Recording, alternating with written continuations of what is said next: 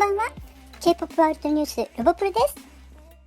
さて、お待たせしました。今日はちょっと深い話第5弾、ジョンクーで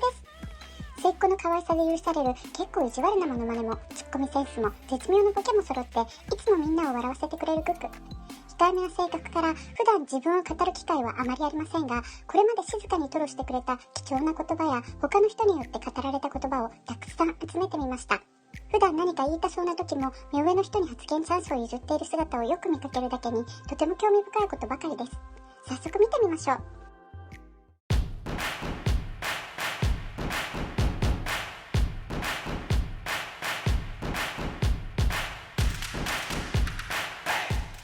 僕は小さい頃泣き虫で、泣きそうでしょと言われただけで泣いていたほど。もともとは恥ずかしがり屋で人見知りが激しくて、昔大人や先生に歌を歌わされると全然歌えなかった。でもわんぱくで外に遊びに出るのが好きだった。勉強は大嫌いでよく母に叱られた。学校では廊下を走り回り、給食を早食いしたりしていた。中学に入るとうまくもないくせに校内 b ボーイ大会に出たり、学校行事で歌ったりもできるようになった。だが歌手になるのが夢だという自覚はまだはっきりはなかった。オーディションも面白半分で受けた。いざ会場に着き、たくさんの知らない人に囲まれ萎縮した。最初の頃、歌ってみてと言っても歌ってくれず泣いてしまっていた。30分も頼み続けた。ジョンクーは練習生時代歌ってみようと言っても恥ずかしがって歌えなかった。15分待っても恥ずかしがりながらただただ体をこねらせた。会社としてはデビューさせられるかどうかの疑問を抱えた。僕は練習生時代人見知りが激しく、人懐っこさのかけらもなかった。B 兄さんが入ってきて少しずつマシになった。ホビ兄さんが練習生を辞める決断をした時、ものすごく号泣し、残ってほしいと懇願した。抱き合って大粒の涙を流し合って、悲しくてとにかく離れてほしくなかった。練習生時代、最年少として年上の人たちに気を使い、宿舎ではみんなが寝てからシャワーを浴びていた。毎晩夜中にのっそりと静かにみんなを起こさぬよう2段ベッドから降りシャワーに行くのが一苦労だった。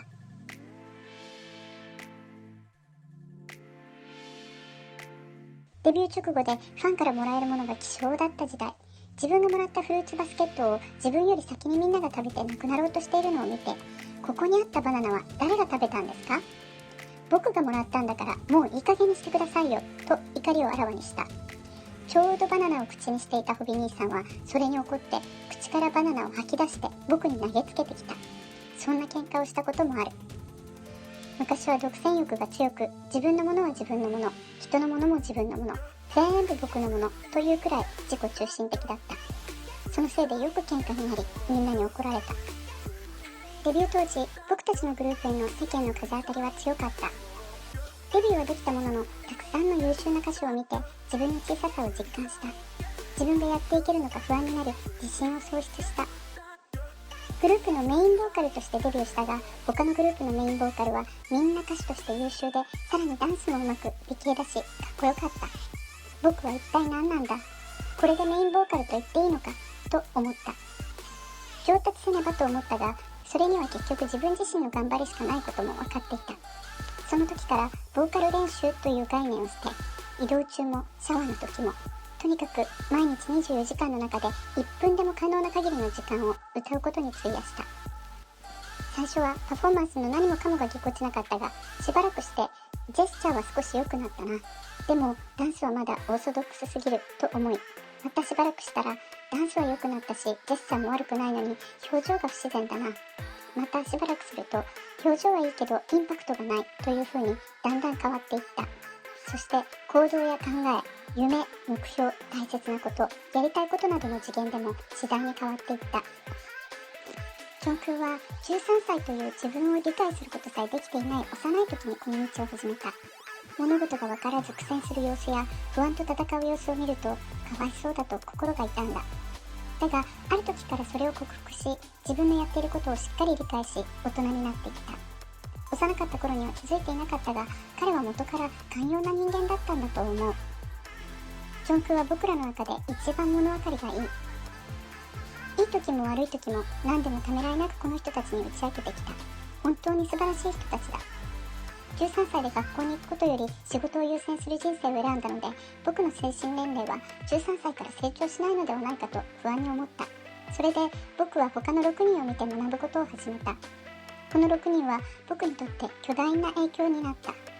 誰を見ても刺激された。自分でも気づかぬうちにどんどん成長できた。内気すぎた性格も B が少しずつ外向きに変えてくれた。もしかしたら僕は6人の性格の寄せ集め版かもしれない。バラバラだった僕の形のパズルを6人がつなぎ合わせてくれたような感じがする。昔は独占欲が強かった僕は成長し、だんだん他の6人のわがままさに気づくようになった。一人だとものすごく怠け者なのに、団体行動の中ではミスがないよう自分を引き締める意識がついた。ソウルに来てメンバーたちに出会い、人に気を使い始めた。それまで周りに気を使うことなどなかったが、徐々に周りが見えてきた。同時に本当の自分の姿も見え始めた。物事に苦戦し戦うことで今の自分を築き上げてきた。その中でメンバーが叱ってくれ、教えてくれ、正してくれ、褒めてくれ、面倒を見てきてくれたことに本当に感謝している。初めてソウルに来た時、高い建物ばかりで道路は5車線の大都会に気遅れした。こんな都会でやっていけるのかと不安になった。数ヶ月も経つと母親が恋しくなっては泣いていた。ただこの環境の変化は初めて自分で物事を考え、自分の性格を知るスタート地点になった。恥ずかしがりで内気だったが、時間がたくさんのことを解決してくれた。同じ顔ぶれで毎日苦楽を共にする中で、彼らから多大な影響を受けながら人格が形成された。そんな間柄だし、彼らが本当にいい人たちなので、一緒にいて居心地よく楽に暮らしてきた。どんなことも打ち明ける勇気をくれ、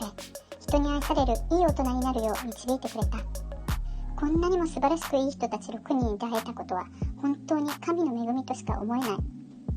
確かに学校で過ごす時間は犠牲にしたし、同級生がみんなで出かけたり旅行したりするのを羨ましく思ったこともあるが、僕はそこで失ったものより大きなものを得たんだと思う。 BTS は僕が内に持っていたものを見つけ出し引き出してくれた。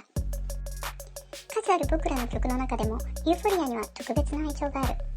レコーディングの時の僕の声が思春期の少年と大人の中間の声だった時に歌った希少な曲だからだ。微妙な感情表現をしなくてはならなかったが、それもうまくできた。レコーディングしたものを聞いた時、僕には珍しく、わあよくやったと思った。みんなは僕を万能というが、自分ではそうは思わない。確かにいくつか得意な分野はあるが、すごい才能とかではない。しっかり鍛錬して向き合い、ハマって挑むことでしか上達できないものがあるのだから、一生懸命努力し鍛錬したい。でも実は何でもうまくやれると思われることのプレッシャーがもっと頑張らなきゃだと自分を引っ張ってくれているところもある。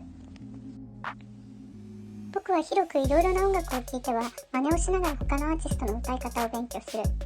僕には人の声の特徴が聞こえ、それを再現するのが得意。もしあの人だったらどうやって歌うかを考えて声を作ったり、その人の発声を持ってきてみたり、僕の声で歌ってみたらどうなるかを考えてみたり、歌をたくさん聴く分発声も随分変わった。練習しながらも声帯がどんどん良くなる。そしてレコーディングしながら上達し、ただ歌いながら上達し、でもまた急に望む通りにできなくなったり、ただわーっと叫んでみたり、何人ものボーカリストの歌をいろいろ探して聴いたり、知り合いの先輩に相談したり、そうやって僕が見つけていく声がある。今まで刺激を受けたもので一番頭に残っているのはアリアナ・グランデのコンサート。彼女のステージでの存在感には本当に圧倒された。とっても小柄な人なのに、そのパワフルな声量とパフォーマンスに感動し感銘を受けた。これは深刻に学ばねばと痛感した。僕はもっともっと成長しなくてはと思わされた。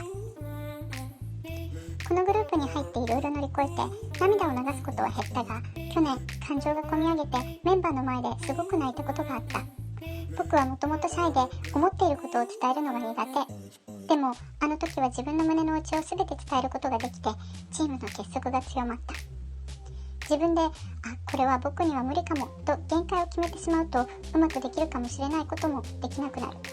ダンスも歌も曲作りも抜群にうまい方ではない。いつも中途半端だと思う。でも自分なりのカラーはあると思っていて、僕なりにソフトゆっくり一歩ずつ近づいていって、僕こんな人ですといろんな人に伝えたい。もともとカメラに撮られることがあまり好きではない。普段仕事の合間合間にみんなが自撮りするときも、僕は自分でなく収めておきたいメンバーの姿を撮っている。数万人の前で歌うときは全く緊張しないのに、少人数の前で話したり歌ったりするときはすごく緊張してしまう。ステージでは全くそんなことないのに、何かちょっとぎこちなく感じるとダメだ。僕は自分の問題点をよく知っている。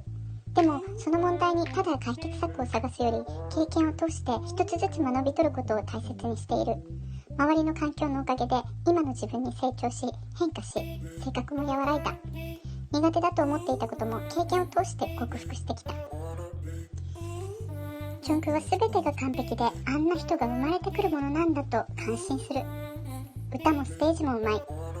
ステージも歌もダンスも外見も完璧だし、映像もできる。とにかく何でもできる。全てにおいて完璧。少年から大人に変わりながら輝いている。多くを知ろうとする性格も、それほどやりたいことがたくさんあるということ自体もすごく羨ましい。そして何をやっても平均以上。大半の人は下から始めて這い上がるのに、彼は物事を平均以上から始める。作詞作曲、歌唱、リズム感、ビートボックス、映像もイメージ通りに表現できる。多方面での才能を備えた人。すごくかっこいい弟。努力家でもあり、一生懸命で常に学ぼうとする姿勢を尊敬する。他のメンバーが意見するのと違い、最年少が本音を言うとみんなが重く受け止める。みんなが可愛い弟だと思っている。ジョンクは決して疲れを見せないので心配。ジョンクが倒れたら相当ダメージが大きい。ジョンクの代わりはいない。いい意味で僕ととても違う。悪いことがあると僕は30分で忘れるが、ジョンクはそれを頭に留めて振り返り反省し、そこから学ぶ。過ぎることからの学びで成長した人。ジョン君は昔と今でとても変わった。とても常識感覚のしっかりした人で、他の6人が脱線しないよう見張ってくれている。しばしば自分のパフォーマンスに 100% 満足できない。収録したパフォーマンスを見ても足りない部分ばかり目に入ってくるし、以前のライブを見ても表情の不自然さやダンスの完璧ではないところがかなり目につく。こういうところを補い続けたい。ダイナマイトを歌っていて、僕はまだまだだと分かった。以来何があっても歌の練習を1日1時間以上するようにしている。ビルボードで6週1位を取る歌手だったら本当に歌がすごく上手くないといけないのに。自分が今どんな歌手かと聞かれてもまだそんなことを言える段階ではないし、想像したこともない。自分はこういう歌手になりたいというイメージはあるが、自らを確立し本当に大きな影響力のある歌手になった時に、僕はこういう歌手だと言えるんだと思う。今はまだ語れる中身がない。自分がいくら BTS でいくらスタジアムツアーをしていても、果たして僕が他のアーティストより優れているのかと疑問に思う。そう思うことで気持ちを引き締めてもいる。自分の価値を築くにはまだまだ長い道のりがある。僕個人より BTS の方がずっと大事でずっと大切なので、一人で何かをしたいわけではないが、会場を埋め尽くした観客の前で僕一人でも3時間4時間と引っ張っていけるほどのアーティストに成長したいという思いで頑張っている。今の自分に何が必要かを考えるだけで、あの時はこうだったのにこんなに成長したんだ、よくやったとかは思わないタイプ。理想とする目標が高い。霧の中の山のようでまだ見えてさえいない。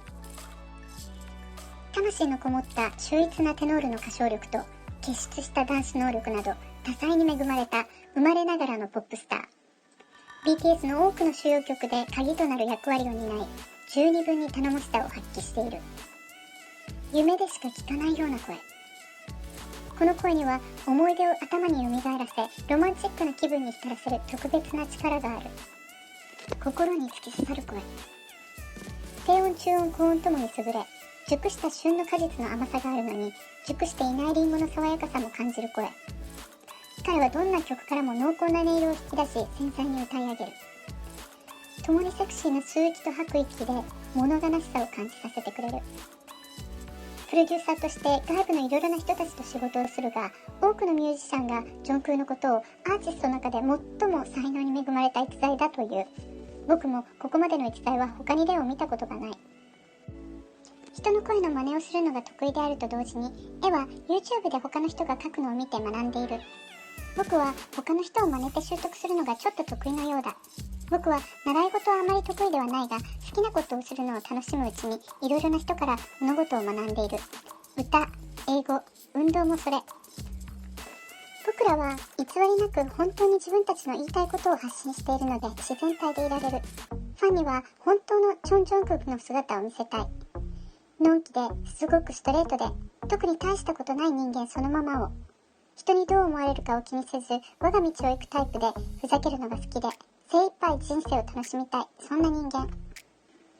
20歳を迎え歌うことが好きだった一人の少年が大人になったことを声の精進度で伝えたくて覆面シンガーに参加した。いつか聴く人の耳をとろけさせ、心をつかむ歌手になれるよう諦めることなく、ずっと真剣に努力を重ねて精進していきたい。レコーディングでもライブでも練習でも常に違う歌い方をトライし続けている。デビュー前は単に歌って踊るのが好きでこの道を選んだが、ステージに立ってみてステージの魅力は間違いなくアーミーだと知った。活動が長くなるにつれ込み上げるものはどんどん大きくなる。僕にはステージが全て。バンバンコンは本当に素晴らしかったが、ただやっぱり直接ファンと会える本物のライブとは違うなと実感した。ステージが完璧に整っていてもアーミーなしで撮影カメラの前でパフォーマンスするのと、アーミーを目の前に見て全てのアーミーにエネルギーをもらいながらパフォーマンスするのは完全に別物。現場にアーミーがいなければならないんだ。お互いに通じ合ってパワーを充電し合い、アーミーを中心に僕たちの全てが回っていく。アーミーとの関係は相思相愛とか愛し合うという以上の何かであることは確かだが、言葉で表現することができない。偉業を成し遂げたり様々な体験をさせてくれたのはアーミー。ステを作るとき、ファンと一緒にライブでぴょんぴょん飛び跳ねているところを想像した。当たり前にコンサートができていたときにもっともっと必死にやっておけばよかったとつくづく悔やんだ。もしタイムマシーンでパンデミック前の最後のコンサートに戻れるなら、あちこち骨折するまで踊りたい。ビルボードやグラミーなどの功績はもちろん誇りだが、僕の一生涯の中で最高の瞬間はステージからアーミーを見るとき。あの瞬間が最高だということは絶対に一生変わらない。ステージ前の準備期間の疲労があっても、ステージに上がる瞬間、バーンという音を立てて体の中のスイッチが作動し、ステージ上では肉体疲労を感じずフルスピードに乗れる。死ぬまでコンサートを続け、ステージでアーミーとつながり元気になれる幸福感をずっと味わっていきたい。ステージが生きがいである僕にとって3月の世界ツアー中止決定はあまりにも恐ろしい衝撃で受け止められなかった。ついに待望のヨーロッパの地で僕らを披露できることに興奮は最高潮だった。韓国から両親まで招待していた。そんな僕にとって自分の怪我のせいできちんとしたパフォーマンスをできなくなった事実は怒りを超える苛立ちだった。僕ら7人のパフォーマンスを見るのを楽しみにしていたファンが見たのは6人のパフォーマンスと別れて脇に座った僕の姿という悲しい光景だった。本当にいろんなことが頭をよぎったが、正直自分を納得させることはできなかった。ただでさえがっかりしているファンに少なくともその憤りの内心は見せないようにこらえた。人間誰しも後悔する。僕もただの人間だと思い知った。僕はやりたいことで生計を立て、素晴らしい人たちに出会えるというこの上ない強運と幸せに恵まれた。しかもこの BTS というチームのメンバーだ。こんな多くの人々にいい刺激を与えるなど一人では絶対に成し得なかったこと。 BTS にはこのメンバー、この事務所、このファンがいてくれたおかげで今の成功までたどり着いた。最初はここまで成功するなんて誰も思っていなかった。だから今でも時々信じられない。成し遂げたことに大きな誇りを感じると同時に、僕らがこの道を歩み始めた理由を見失わないようにもしている。僕らにとってはパフォーマンスと音楽制作が全てで、どれだけ成功してもこの方法で僕らのメッセージを伝え続けたい。最初の一歩から僕らを導き、今の僕らへと成長させてくれたプロデューサーのパン PD には特に感謝している。振り返ってみると本当は僕、最高になりたいと思っていたわけじゃない気がする。癒しと感動になりたかった僕、あなたの悲しみ、苦しみを消し去りたい僕。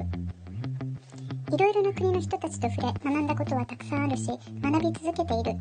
食の思考や文化、人間としての様々なアイデンティティや選択など、世界のいろいろな考えを尊重したい。風当たりが強かったデビュー時代から世間の目は様々に変化し、僕らを取り巻く世界はどんどん変わってきた。ここまで上り詰めた今、独りよがりは許されないし、元には戻れない。どんな小さな過ちも広く報道され、音楽だけでなく言動にも影響力が大きいことを常に頭に置いて慎重に暮らさねばならない。ここまで大きくなった BTS の名に恥じぬよう責任と期待に応えなければというプレッシャーと恐れもある。いつも自分に自分の愚かな過ちで周囲の大事な人たちを失うことになるな、しっかりやれと言い聞かせる。ただ楽しむとか、ただ幸せで満たされたいだけでパフォーマンスをするわけにはいかない。常に期待値を上回らなくてはならない。記録を作り続けているのはとても嬉しく幸せな反面プレッシャーでもある。バターがダイナマイトよりさらにうまくいき、グループの成長に追いつかねばというプレッシャーが生まれた。 BTS はすごくかっこいいグループなのに、自分は BTS ほど成長できていないと感じる。正直 BTS がもっとうまくいってほしいので、それには僕ももっと頑張らなきゃいけない。